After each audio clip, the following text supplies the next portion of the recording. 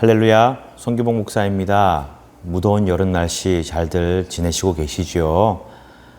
너무 많이 덥습니다. 그리고 코로나는 점점 더 기승을 부리는 것 같습니다. 이렇게 어렵고 힘든 시기에 우리 모든 성도님들 하나님 주신 은혜와 믿음으로 승리하기를 간절히 원합니다. 오늘도 목장 모임을 위한 이 예배 영상을 함께 시청하시고 보시면서 하나님 앞에 예배드리시고 받은 은혜 목장 가운데 함께 나누는 귀한 시간 되기를 간절히 소망합니다. 다 같이 사도신경 하심으로 우리의 신앙을 하나님 앞에 먼저 고백드리도록 하겠습니다. 사도신경 하시겠습니다. 나는 전능하신 아버지 하나님 천지의 창조주를 믿습니다. 나는 그의 유일하신 아들 우리 주 예수 그리스도를 믿습니다. 그는 성령으로 잉태되어 동정녀 마리아에게서 나시고 본디오 빌라도에게 고난을 받아 십자가에 못 박혀 죽으시고 장사된 지 사흘 만에 죽은 자 가운데서 다시 살아나셨으며 하늘에 오르시어 전능하신 아버지 하나님 우편에 앉아 계시다가 거기로부터 살아있는 자와 죽은 자를 심판하러 오십니다. 나는 성령을 믿으며 거룩한 공교회와 성도의 교제와 죄를 용서받는 것과 몸의 부활과 영생을 믿습니다. 아멘. 주 앞에 205장입니다. 주 앞에 205장 함께 찬양하도록 하겠습니다. 주 앞에 205장입니다. 나의 안에 거하라. 나는 내 하나님이니 모든 환난 가운데 너를 지키는 자라. 두려워하지 말라. 내가 널 도와주리니 놀라지 말라. 내 손 잡아주리라. 내가 너를 지명하여 불렀나니 너는 내 것이라. 내 것이라. 너의 하나님이라. 내가 너를 보배롭고 존귀하게 여기노라. 너를 사랑하는 내 여호와라. 한 번 더 나의 안에 거하라. 나는 내 하나님이니 모든 환난 가운데 너를 지키는 자라. 두려워하지 말라. 내가 널 도와주리니 놀라지 말라. 내 손 잡아주리라. 내가 너를 지명하여 불렀나니 너는 내 것이라. 내 것이라. 너의 하나님이라. 내가 너를 보배롭고 존귀하게 여기노라. 너를 사랑하는 내 여호와라. 내가 너를 지명하여 불렀나니 너는 내 것이라. 내 것이라. 너의 하나님이라. 내가 너를 보배롭고 존귀하게 여기노라. 너를 사랑하는 내 여호와라. 아멘. 찬송가 413장입니다. 내 평생에 가는 길 순탄하여 늘 잔잔한 강 같든지 큰 풍파로 무섭고 어렵든지 나의 영혼은 늘 편하다. 내 영혼 평안해. 내 영혼 평안해. 저마귀는 우리를 삼키려고 입 벌리고 다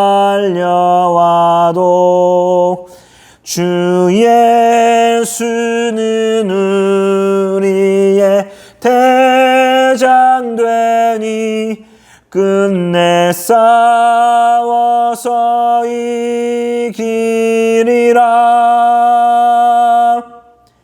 내 영혼 평안해. 내 영혼 평안해. 내 지은 죄주 홍빛 같더라도 주 예수께 달래면 그 십자가 피로써 다시 쓰사 있는보다 더 정하리라. 내 영혼 평안해. 내 영혼 평안해. 저 공중에 구름이 일어나며 큰 나팔이 울릴 때에 주 오셔서 세상을 심판해도 나의 영혼은 없으리. 내 영혼 평안해. 내 영혼 평안해. 아멘. 하나님 말씀은 사무엘상 8장 1절에서 9절 말씀입니다. 구약성경 419쪽입니다. 사무엘상 8장 1절에서 9절 말씀, 구약 419쪽입니다.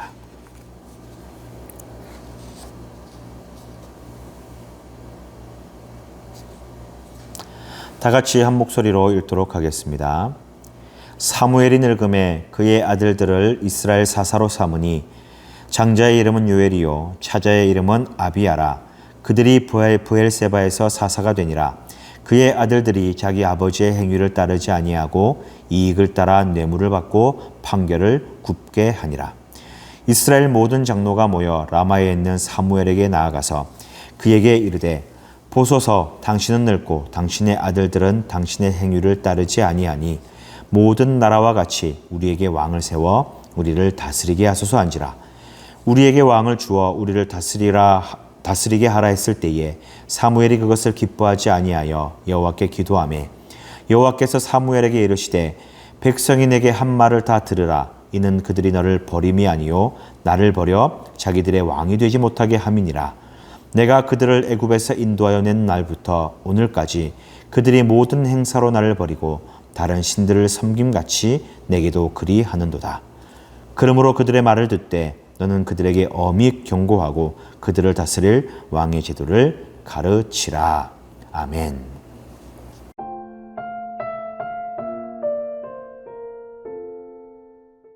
이 시간 다시 한번 주일 말씀을 상고하고 함께 나눌 때에 또 다른 은혜와 큰 깨달음이 있기를 간절히 소망합니다. 이번 주일 말씀은 우리를 다스리게 하라라는 제목의 말씀을 함께 나누었습니다. 오늘 이 말씀을 통하여서 이스라엘 백성들의 잘못된 모습, 세상을 쫓아 살아가는 그 모습을 볼 수가 있는데요. 함께 말씀을 살펴보면서 우리의 모습을 돌아보는 은혜의 시간 되기를 간절히 소망합니다. 첫 번째 우리가 확인해야 될 것은 무엇이냐면요. 백성들이 왕을 요구하고 있다는 것입니다. 자, 당시 이스라엘을 제외한 주변의 모든 나라들은 다 왕이 있었습니다. 왕정 체제의 나라들이었습니다. 유독 이스라엘만이 왕정 체제가 아닌 하나님께서 직접 다스리시는 신정 정치의 형태를 띠고 있었습니다. 왕이 있다라고 하는 것은요, 그들에게 상비군이 있다라는 것이고 일목요연한 어떤 정치 체계를 가지고 있다는 얘기입니다. 특별히 이 군사적으로 보았을 때에 훈련된 이 군인을 가지고 외부의 침략을 잘 막을 수 있고 또 언제든지 이 외장을 확장할 수 있는 그런 가능성을 가지고 있었다라는 그런 말이 됩니다. 능동적이고 또 강력한 그런 군대를 가지고 있는 이 주변 국가들을 보면서 이스라엘 백성들은 어떤 생각을 하였을까요? 오늘 그 본문에 그들의 생각이 잘 드러나고 있습니다. 이스라엘은 부족 연맹체로 이제 존재하고 있었습니다. 그러다 보니까 주변 민족에 늘 타깃이 되고 침략의 대상이요 정복의 대상이 되었습니다. 더군다나 그동안 그들을 잘 이끌고 왔던 이 민족적 지도자였던 사무엘이 늙었습니다.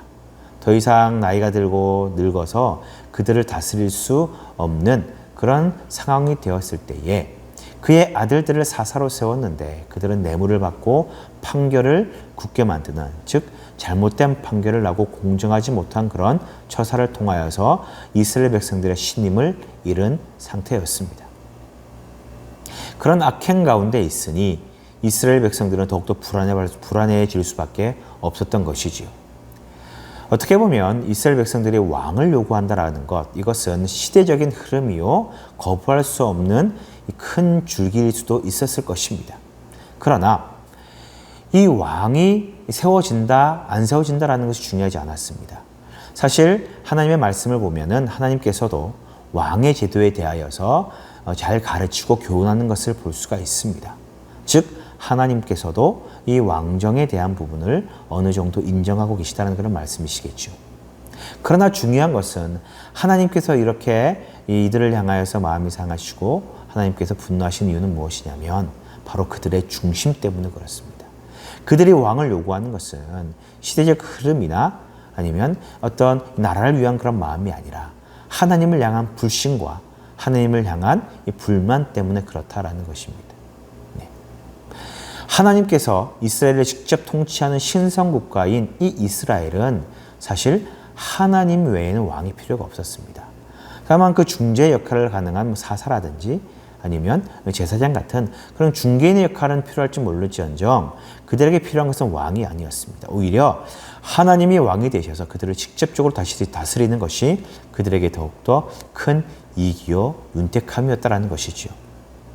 그러나 그들은 하나님을 향한 신뢰와 믿음이 없었기에 주변 나라들과 같이 왕을 요구하고 있습니다. 사무엘은 그렇게 말합니다.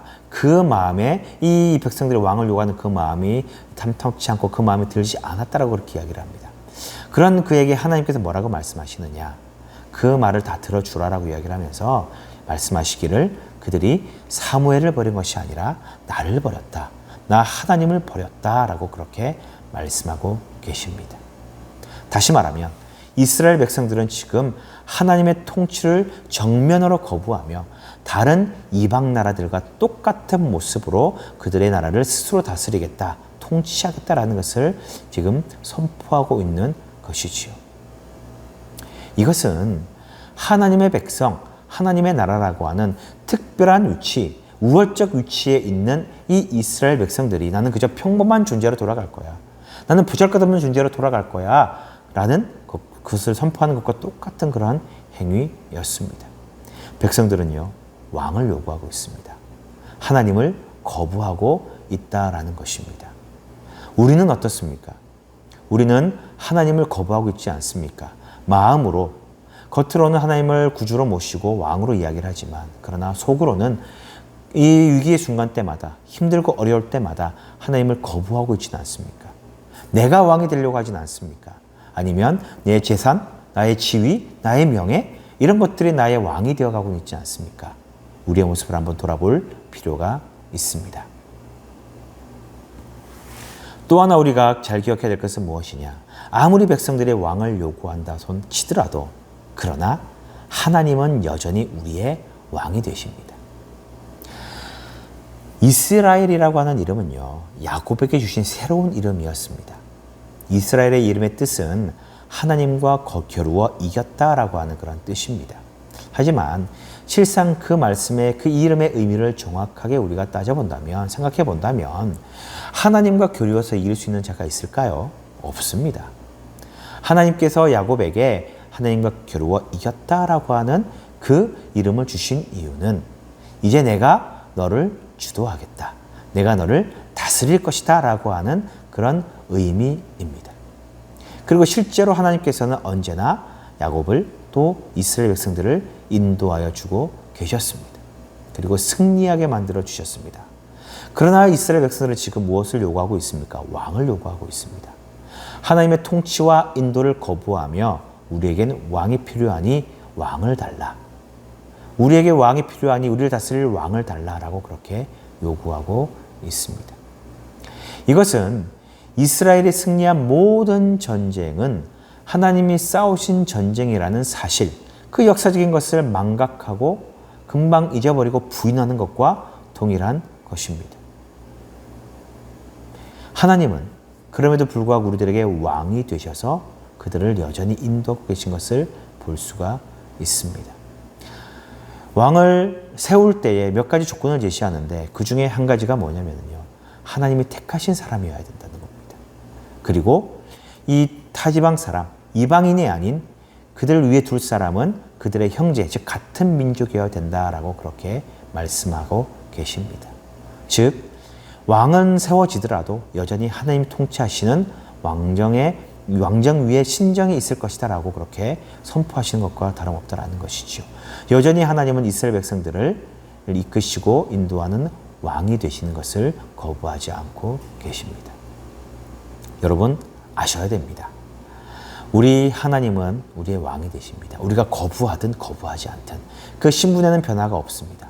우리가 다른 왕을 요구하든 다른 왕을 요구하지 않든 간에 하나님은 여전히 우리의 왕이 되셔서 우리를 다스리고 통치하고 계십니다. 우리 하나님의 왕 되심, 하나님의 주인 되심을 여러분 잊지 마시기를 부탁을 드립니다. 우리는 이 세상을 살아가면서 하나님을 나의 아버지요, 구주요, 왕이라고 고백을 합니다. 그런데요, 정말 우리의 마음은 진심으로 그것을 인정하고 받아들이고 있습니까? 그런 의문을 한번 가져보시기 바랍니다. 내가 위기의 순간에, 힘든 순간에 하나님이 나의 왕이 아닌 나의 명예, 나의 지위, 나의 재산, 나의 가족들, 이런 것들을 나의 왕으로 삼고 있지는 않은지를 여러분 잘 한번 돌아보시기 바랍니다. 그렇게 우리는 하나님을 배반하고 원망하고 하나님을 등지고 살아갈 때가 많이 있습니다. 그러나 여러분, 우리가 하나님을 왕으로 더 이상 모시지 않고 하나님의 뜻을 따르지 않고 하나님을 거역한다고 하더라도 하나님은 여전히 우리의 왕이 되십니다. 그리고 우리를 인도하시고 이끌어주고 계십니다. 이것이 바로 하나님의 사랑이요 긍휼이라는 것을 잘 기억하시기 바랍니다.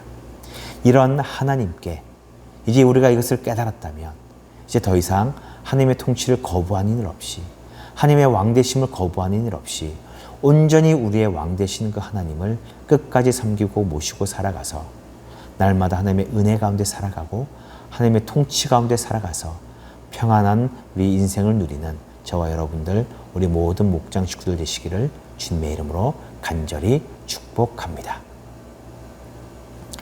우리 시간 함께 말씀을 기억하며 기도하기 원합니다. 함께 기도할 때에 사랑의 하나님, 우리가 주인 삼았던 세상의 많은 것들을 내려놓게 하옵소서. 지금까지 우리를 인도하시고 보호하셨던 그 하나님을 부인하지 않게 하여 주옵소서. 보이지 않는 하나님을 영의 눈으로 바라보게 하시고 그 시선을 다른 곳으로 옮기지 않게 하여 주옵소서. 우리의 왕 되시는 주님만을 높이고 찬양하는 믿음의 사람들 되게 하여 주시옵소서. 간절한 마음으로 기도하도록 하겠습니다.